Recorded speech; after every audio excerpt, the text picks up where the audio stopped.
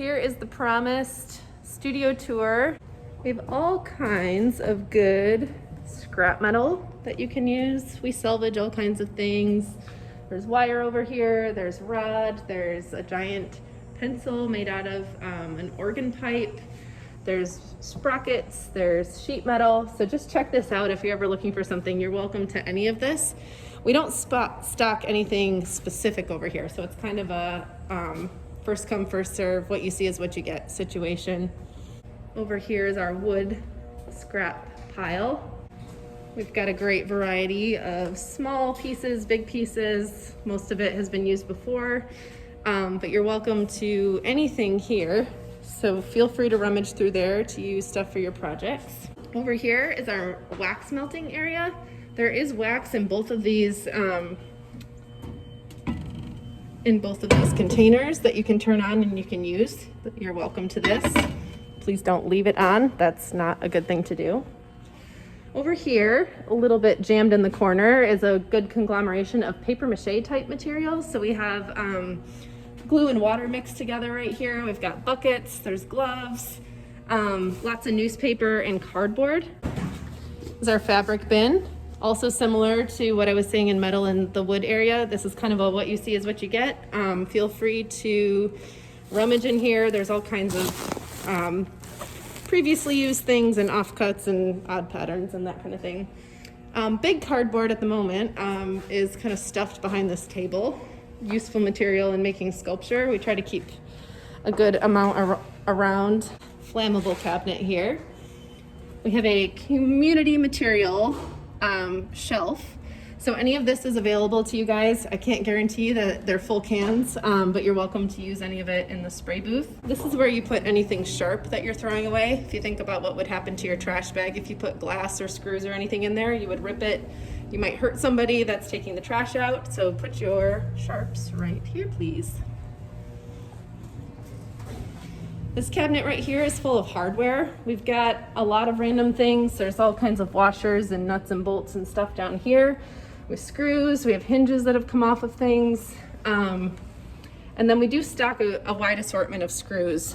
This is something that if we ran out, I would go get more of. So we have 3-inch, 2.5-inch, 1.5-inch, 3/4-inch usually. I'm sure they're around here somewhere. And then there's some like random screw bins too if you want to just rummage for whatever you need. It's what I like to call the cabinet of curiosity.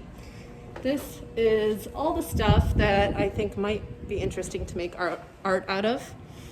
We only keep one cabinet's worth because our whole studio could look like this because I love to collect things, but we limit ourselves to this space. So you can see all kinds of good art materials. Definitely feel free to take from here. Also feel free to give to this if you have stuff that you think could be good art material. You can also contribute to the creativity. This cabinet here, right next to it, has paint. Over here, we have safety first. You all have your own safety glasses. And I usually keep dust masks in here too, but we're all wearing masks constantly, so that's a little different this semester. We do have earplugs. If you're doing anything that's really, really loud for an extended period of time, you may want to put those in your ears. And then we also have gloves up here. Below there, we have our adhesives cabinet. I obviously have shown you guys quite a few different adhesives. I don't stock all of those in here. I keep some of them locked up, so if you do need a little bit of super glue or epoxy or something that's not in here, let me know and I can share that with you. The tool crib, which is this door right here. You guys have a key code for that. You punch that in right here. That's available on Moodle. And this is the space I have not been able to show you very well because it's too crowded for 2 people to come in, so I keep pointing from the outside. We have a wide variety of hand tools in here. If you look, we've got hammers and rulers, scissors, screwdrivers, all kinds of pliers available, wrenches, saws, clamps. Here's where the drills are kept. I'm not sure if we really went over exactly how to do this. They just kind of hang from the side of this wire rack here, and all of the chargers are up here. button right here, and you can just put it in and out that way. Sometimes it sings you a song. How nice. We have sanders right here, a couple hand sanders and some sandpaper. Down here is where we keep our jigsaws. Those are available to you once you've been trained, which I think most of you have at this point. Behind me, we've got a rolling cabinet that includes a few different tools. We have heat guns in here, staplers and staples. We have Dremel tools. So the hot glue guns and hot glue are in that bottom drawer there. Last but not least, probably the most useful but most overlooked section of the tool crib is this kind of tall cabinet with all these drawers here. Check out the labels if you're looking for something. Quite likely could be in here. We have rivets, drill bits,